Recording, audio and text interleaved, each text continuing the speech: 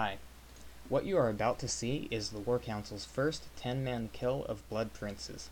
Unlike other strategy videos that represent an encounter under ideal circumstances, our video more closely represents the clusterfuck you're about to experience. The Blood Princes fight is similar to the old Illidari Council fight, in that you have to deal with multiple mobs who share the same health pool. However, instead of stressing damage avoidance and coordinated healing, this encounter feels more tuned towards positioning, multitasking, and personal responsibility. One unaware player has the potential to kill an entire raid. Now there are 3 Blood Princes in this encounter. Prince Valinar, who we'll be referring to as the Vortex guy, Prince Taldaram, the Fire guy, and Prince Kelisep, the Ranged guy. Valinar and Taldaram, the Vortex and Fire guys, will be tanked by traditional tanks, while Kelisep, the ranged guy, will thusly be tanked by a ranged class.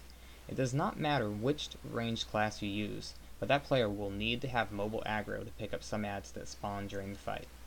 Every 30 to 45 seconds, one of the princes will gain a buff, increasing his abilities and slightly altering the fight. Only the prince with the buff can be damaged, so DPS will have to switch from mob to mob. The Vortex guy has 2 main abilities and 1 super ability. One of his main abilities is Shock Vortex, where he places a small white tornado of air underneath the player. After a few seconds, this vortex will activate and knock back anyone nearby. Since these vortexes last for several seconds and pulse constantly, healers, DPS, and even tanks may need to reposition themselves to ensure that everyone remains within healing range. One of the quickest ways to lose this fight is for healers to get hit by a vortex and thus become unable to heal the tanks. Tanks must recognize the position of these vortexes and reposition themselves accordingly. And in case you're wondering, these vortexes do not seem to deal much, if any, damage at all. The Vortex guy also spawns bombs throughout the room. The bombs slowly float towards the ground, exploding on impact. The explosion is hellaciously painful, and knocks the entire raid back to the walls. If one goes off and the raid is somehow still alive, all tanks need to use defensive cooldowns to quickly reposition themselves in healing range.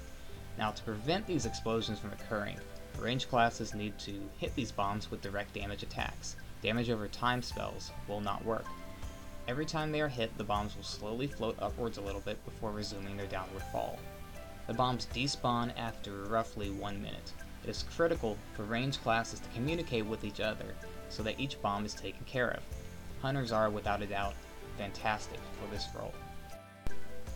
Finally, there's that super ability I was talking about. When the Vortex guy is buffed and the raid is attacking him, he will occasionally cast Empowered Shockwave. This ability is going to cause every player in the raid to knock back every other player within 12 yards of them and deal about 7,000 damage to those players. So if you have a group of players clumped together, you're going to end up with a pile of corpses.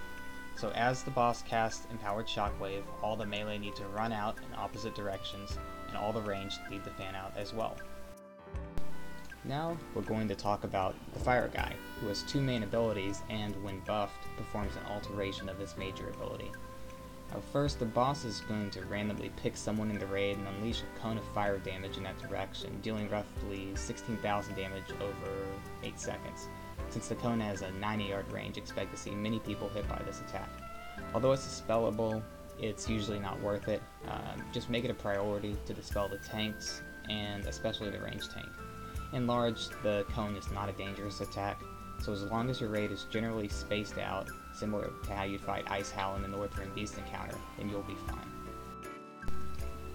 The Fire guy's main ability is critical, though. Every player in the raid needs to recognize when this ability is being cast, because it has the potential to wipe the raid.